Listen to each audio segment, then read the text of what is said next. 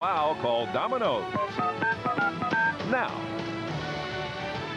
All right, Marv, thank you. Welcome, everyone, to New York. Greg Gumbel, along with Mike Ditka and Chris Collinsworth, as we run down scores and highlights from the action around the league. And we begin with the game in Green Bay between the Packers and the San Diego Chargers. In the final seconds of that, it was a 17-7 lead, or 17-3. Packers coach Mike Holmgren fearing a letdown. No way. Brett Favre to Robert Brooks. Nice one-handed grab. Keeps the Packers opening drive alive. An 11-yard gain to the Charger 12. 2 plays later, Edgar Bennett from 10 yards out. Heads for the end zone, heads for the seats, 7-0 Pack. Early second quarter, it was 7-3. Brett Favre to Antonio Freeman, 19-yard touchdown pass. Packers lead 14-3. Freeman heads for the seats. Late in the first half, Brett Favre rolls out, finds William Henderson, 8-yard pass. Favre's 9th touchdown pass of the season. That leads everybody around the NFL. 21-3 in favor of the Packers. Look at Favre's numbers. 13 of 22, 158 yards, 2 touchdowns, and 1 interception. He's already having another MVP season. Well, I'd like to answer your question, but I got the head for the seats. I want to check out the seats myself. No, I'll tell you what, they look great. They look great on offense, but the defense is playing great. They got 4 sacks right now, 2 by White, 2 by Sean Jones.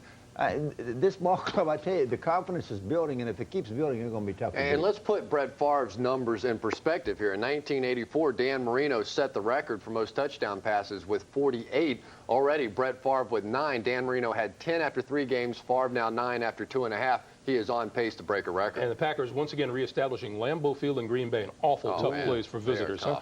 The New York Jets in Miami. It is a 14-14 tie at halftime, the game that you are watching here. New York Jets jumped off to a 2-touchdown lead. Looked pretty good doing it. No panic on the part of Dan Marino and company. No panic on the part of Jimmy Johnson. I think that was the biggest thing. I mean, he knew that he went for a play down there. And the reason I think he went for the play, because the field goal kicker missed the kick earlier. But, you know, sometimes that's going to make a coach go out of what he wants to do. But I think he believes in his football team. Zach Thomas, 7 first-half tackles. Pretty good for a rookie linebacker. Yeah. Chris? Well, you take a look at what the Jets have been able to do defensively. Their corners in that bump and run, they're jamming Miami's receivers. Miami clearly having problems with that. But one of the problems with that type of coverage is you leave your linebackers one-on-one, and Stanley Pritchett hit the long touchdown to get them back in the game. Yeah, Jets looking better. It's a 14-14 tie at halftime. At Soldier Field in Chicago, the Vikings and the Bears are tied at 14 in the third quarter. In Philadelphia, Ricky Watters over 100 yards rushing in the first half and a touchdown. The only touchdown of the game. The Eagles are leading the Lions 10-3. Baltimore and Houston in the Astrodome. It's a 17-7 Oiler lead. Jeff Fisher's Oilers looking like they'll be a factor this season in the AFC Central. Ravens quarterback Vinny Testaverde to wide receiver Derek Alexander, but he bobbles the ball, and Houston's Darrell Lewis comes away with it for the interception. With the game scoreless, it set up this Chris Chandler to Frank Wycheck, 3-yard touchdown pass. Oilers led 7-0. After Testaverde's second interception, Chandler puts one up for Willie Davis.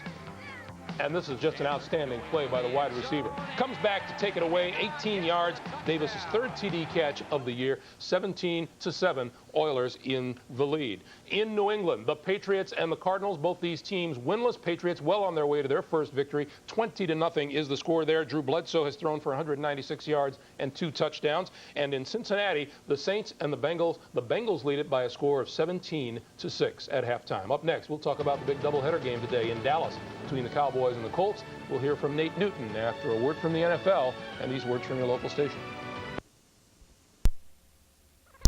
Has hurt the Jets. Well, it was